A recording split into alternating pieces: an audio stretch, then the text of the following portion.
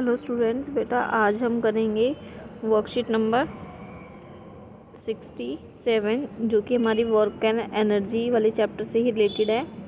इस वर्कशीट में हम पढ़ेंगे काइनेटिक एनर्जी के बारे में कि व्हाट इज़ काइनेटिक एनर्जी।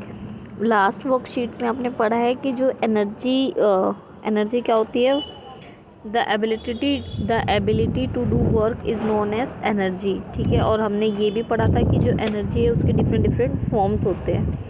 ठीक है, तो जो हमारी काइनेटिक एनर्जी है वो किसका पार्ट है, मैकेनिकल एनर्जी का। तो मैकेनिकल एनर्जी में टू एनर्जीज होती है, एक काइनेटिक एनर्जी और सेकंड इज पोटेंशियल एनर्जी। ठीक है, तो आज हम पढ़ेंगे सिर्फ काइनेटिक एनर्जी के बारे में। तो kinetic energy, what is kinetic energy? Kinetic energy क्या होती है? Kinetic energy of an object is defined as the energy possessed by an object by virtue of its motion. ठीक है, मीन्स मोशन की वजह से जो ऑब्जेक्ट में एनर्जी होती है उसे हम बोलते हैं काइनेटिक एनर्जी। अगर मेरे पास दो ऑब्जेक्ट है, एक धीरे चल रहा है और एक तेज़ चल रहा है, तो जो ऑब्जेक्ट तेज़ चल रहा है उसकी काइनेटिक एनर्जी ज़्यादा होगी एज़ कम्पेयर टू द जो धीरे चल रहा है। ठीक है, तो जो हमारी काइनेटिक एनर्जी होती है, kinetic energy depends on motion. ठीक है, काइनेटिक एनर्जी किस पे डिपेंड करती है? ऑब्जेक्ट के मोशन के ऊपर। ठीक है, और हम बोल सकते हैं उसकी वेलोसिटी के ऊपर।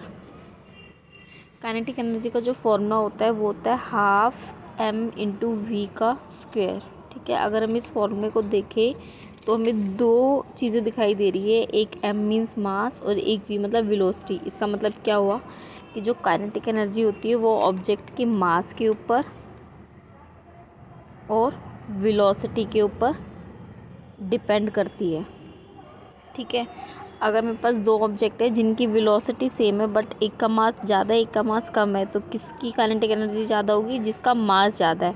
इट मीन्स जो काइनेटिक एनर्जी है it is directly proportional to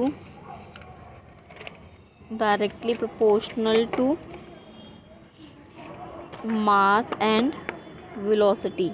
directly proportional का मतलब होता है अगर एक क्वांटिटी बढ़ रही है तो दूसरी भी बढ़ेगी, अगर एक कम हो रही है तो दूसरी भी कम होगी। अगर हम ऑब्जेक्ट के मास को इंक्रीज़ करेंगे तो काइनेटिक एनर्जी इंक्रीज़ हो जाएगी, अगर हमने ऑब्जेक्ट के मास को डिक्रीज़ करा तो उसकी काइनेटिक एनर्जी भी डिक्रीज़ हो जाएगी।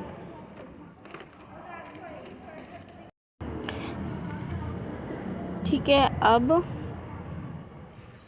हम करते हैं mathematical expression of kinetic energy की। जो काइनेटिक एनर्जी है उसको हम मैथमेटिकल कैसे ड्राइव करेंगे, मींस उसका जो फॉर्मूला है वो हम कैसे ड्राइव करेंगे। तो इसमें क्वेश्चन ये भी आ सकता है, drive the formula for kinetic energy. ठीक है, या फिर आ सकता है मैथमेटिकली एक्सप्रेस काइनेटिक एनर्जी। तो हमने suppose we have an object of mass m। जो ऑब्जेक्ट है उसका मास कितना है? m।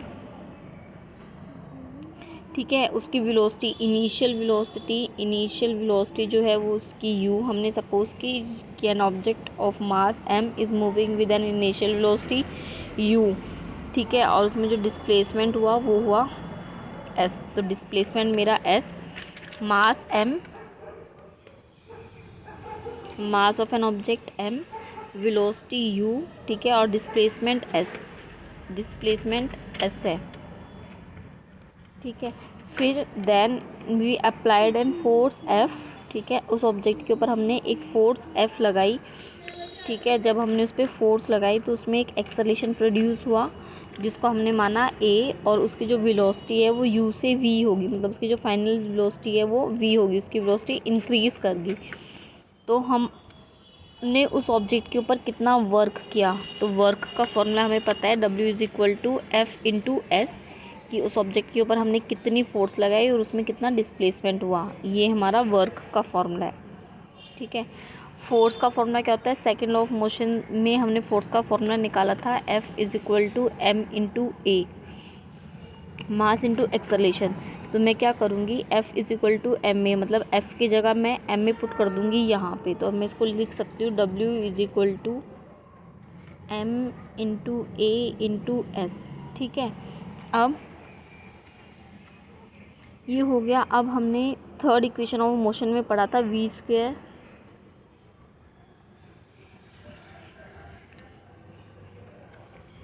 Square minus U square is equal to 2AS। ठीक है, इस वाली इक्वेशन से एस की वैल्यू निकालेंगे। ठीक है, और उसको यहाँ पे पुट कर देंगे। यहाँ से एस की वैल्यू निकाल के, यहाँ से एस की वैल्यू निकाल के ऊपर हम उसमें पुट कर देंगे।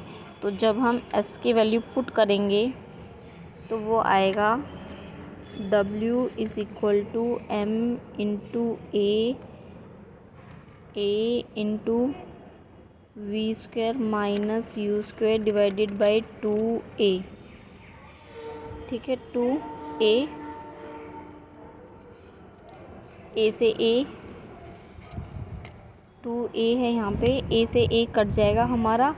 तो जो हमारा W बचा वो क्या बचा, W is equal to half M into V का स्क्वायर माइनस यू का स्क्वायर। ठीक है, अगर सपोज हम मानते हैं कि जो हमारा ऑब्जेक्ट है वो रेस्ट पे है, तो जब रेस्ट पे होता है तो यू की वैल्यू क्या हो जाती है, 0। तो ये हमारा किसके इक्वल आ जाएगा, ये हमारा आ जाएगा W is equal to half M into V का स्क्वायर। जब हमने U किसके इक्वल लिया, 0 के, मतलब हमारी जो ऑब्जेक्ट है अगर वो रेस्ट पे है तो हमारा जो वर्क डन आया वो आया हाफ MV का स्क्वायर। ठीक है, और हमें पता है कि जो वर्क डन होता है W is equal to energy. ठीक है, तो मैं इस W की जगह लिख सकती हूँ काइनेटिक एनर्जी। ठीक है, तो काइनेटिक एनर्जी का फॉर्मूला क्या आ गया मेरे पास, हाफ MV का स्क्वायर। अब हमारे पास